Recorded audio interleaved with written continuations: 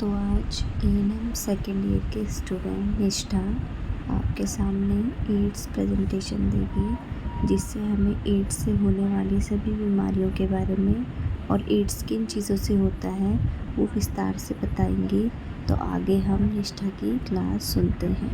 दूसरे व्यक्ति में फैलती है। जो इसका वायरस है वो HIV है। ठीक है, तो जब हम लोग सेक्सुअली इंटरकोर्स करते हैं ना, ये डिजीज उस वक्त फैलती है। तो पहले मैं इसका इंट्रोडक्शन देती हूँ।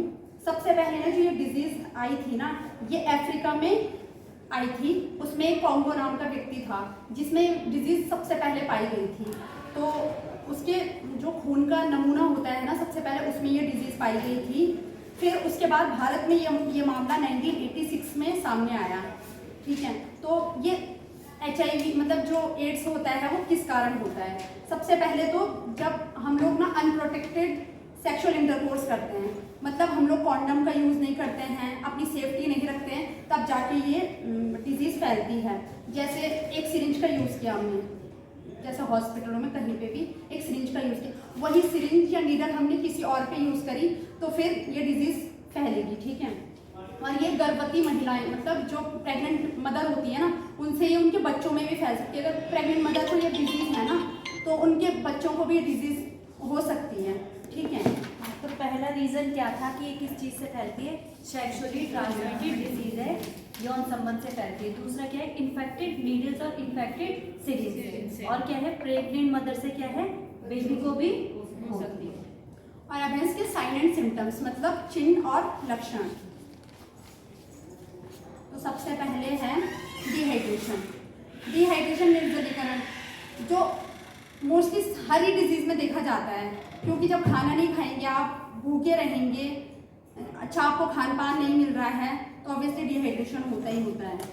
दूसरा है फटीग, थकान, क्योंकि थकान मोस्टली सभी उसमें देखी जाती है कि अगर हम वही चीज़ें खाना नहीं खाएंगे, अच्छी डाइट नहीं लेंगे, तो हम लोग थका हुआ महसूस करेंगे। ठीक है, इसको ढंग से दिखाओ।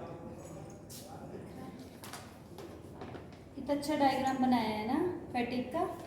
ठीक है, फैटिग यानी कि टायर्डनेस, यानी कि थकावट। जब हम थकते हैं तो हम सीधे खड़े नहीं रह पाते हैं। ठीक है, तो this is the sign and symptoms of AIDS disease. Okay, one by one पकड़ो बेटा, एक एक करके। हाँ, तो स्टमक पेन भी हो गई आपको, जब आप मतलब स्टमक पेन भी इसका एक मेजर साइन एंड सिम्टम्स है। फिर है वीकनेस।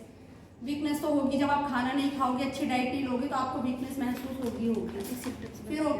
फिर होगा मतलब बॉडी टेम्परेचर आपका राइज होगा। ठीक है, मतलब आपको बुखार होगा, जो कि तेज बुखार होगा, इंक्रीज होगा आपका बुखार। और आपको ठंड लगेगी, मतलब कंपकंपी होगी, ठंड लगेगी। सांस फूलेगी आपकी, क्योंकि सांस भी फूलती है।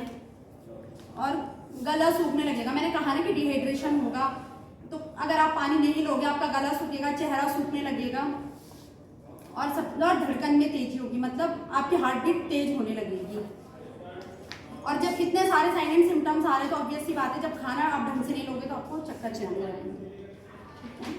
अब आते हैं इसके ट्रीटमेंट पे, यानी कि उपचार। ठीक है,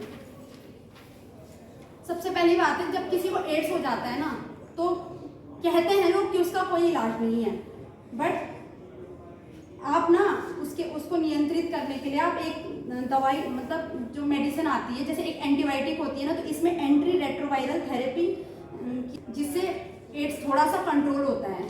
ठीक है, और जैसे हर डिजीज में कोई ना कोई टेस्ट होता है, जैसे टाइफाइड में हर चीज में टेस्ट होता है, तो इसमें जो टेस्ट होता है ना, वो होता है एलिजा, एंजाइम लिंक्ड इम्यूनोसोर्बेंट एसे, इस नाम का इसमें टेस्ट होता है, जिससे हम लोग ये पता लगा सकते हैं कि इसको एड्स हो रखा है। ELISA test. ठीक है, किसका? एड्स से जो बीमारी होती है उसमें कौन सा टेस्ट होता है? एलिजा। एलिजा। ठीक है, एलिजा का फुल फॉर्म क्या है? एंजाइम लिंक्ड, ठीक है, लिंक्ड इम्यूनोसोर्बेंट एसे। इम्यूनोसोर्बेंट एसे, एलिजा फुल फॉर्म। ठीक है, हर किसी को याद होनी चाहिए फुल फॉर्म। ये हर किसी ने सुना है, बट इसमें एक और टेस्ट होता है, वेस्टर्न ब्लॉट टेस्ट। इसमें जो वो सीरम होता है ना, ह्यूमन का, उस सीमन का, इसमें उससे पता लगाते हैं कि उसे क्या प्रॉब्लम है। तो प्रिवेंशन है, प्रिवेंशन तो यहाँ पे मैंने बता रखा है आप लोगों को। प्रिवेंशन हम क्या कर सकते हैं, जैसे ही आपको पता चल रहा है ना कि आपको एड्स हो रखा है, सबसे पहले तो आप HIV का टेस्ट कराएंगे, ठीक है, और आप कॉन्डम यूज करेंगे, ऐसे मतलब ड्रग इंजेक्ट नहीं करेंगे। जो आपके सेक्सुअल पार्टनर्स होंगे वो लिमिटेड होंगे, मतलब एक ही होगा या फिर 2 ही होगा, उससे ज़्यादा नहीं होने चाहिए, क्योंकि उससे एड्स का खतरा होता है। और हम लोग ANM है, तो ANM की सबसे बड़ी भूमिका जो कम्युनिटी लेवल पे होती है ना, सबसे पहले तो उन्हें स्वास्थ्य शिक्षा प्रदान करनी है, HIV के संबंधित सर्वे करना है, जो मतलब कम्युनिटी लेवल पे हम लोगों को कॉन्ट्रासेप्टिव मेथड्स का वितरण करना है, क्योंकि हम नर्स है तो नर्स की सबसे बड़ी भूमिका यही होती है कम्युनिटी लेवल पे। Thank you so much.